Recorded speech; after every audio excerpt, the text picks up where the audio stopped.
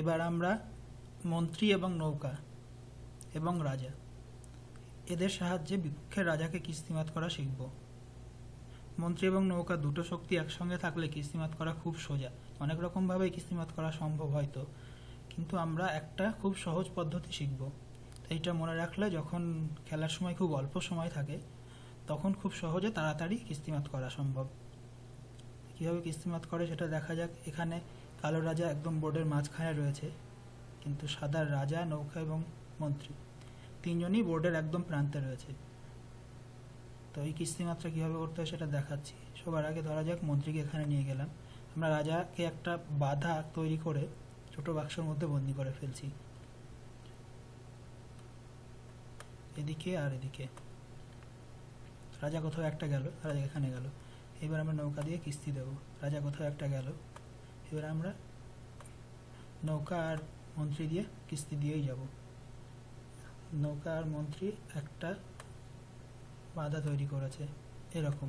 রাজা এই দিকটা কখনো অতিক্রম করতে পারবে না। আর যেহেতু মন্ত্রী আর নৌকা একজন আর একজনকে রক্ষা করে চলেছে, তো কালো রাজার কিছুই করার নেই। আস্তে আস্তে একদম এই দিকে কর্নারে সরে যেতে হবে এবং শেষ পর্যন্ত কিস্তিমাত হয়ে যাবে। তো খেলাটা যা সেভাবে চলতে থাকবে। এই অবস্থায় কালো চেক, সাদা চেক দিল, কালো আবার সরে গেল, আবার চেক, আবার সরে গেল, আবার চেক, আবার সরে গেল, আবার চেক, সরে গেল এবং চেক এবং চেকমেট। অথবা একই পদ্ধতি ব্যবহার করে বোর্ডের উপর দিকেও নিয়ে যাওয়া সম্ভব, এটা দেখাচ্ছি। ধরা যাক এখানে কোথাও একটা চালা হলো, এখানে রাজা চলে গেল কোথাও, নৌকাকে সামনে নিয়ে এলাম, আবার কোথাও একটা চাললো রাজা, নিয়ে এলাম সামনে। আমরা এইভাবে এগিয়ে যাব। কোথাও একটা গেল। নৌকা এবং মন্ত্রী দুজন একজন আরেকজনের সাহায্যে সামনের দিকে এগিয়ে যাবে। তো কালো রাজা যেখানে খুশি যেতে পারে এবং যখন একদম ধারে চলে গেল তখন চেকমেট। এই পদ্ধতিকে ইংরেজিতে বলা হয় স্টেপ ল্যাডার, বা বাংলায় চাইলে সিঁড়ি ভাঙা বলতে পারেন।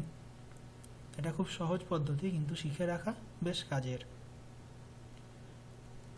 এবং দুটো মন্ত্রী যদি একজনের থাকে তাহলে পরেও এই পদ্ধতি ব্যবহার করে খুব সহজে কিস্তিমাত করা সম্ভব। আচ্ছা, ঠিক আছে, ধন্যবাদ।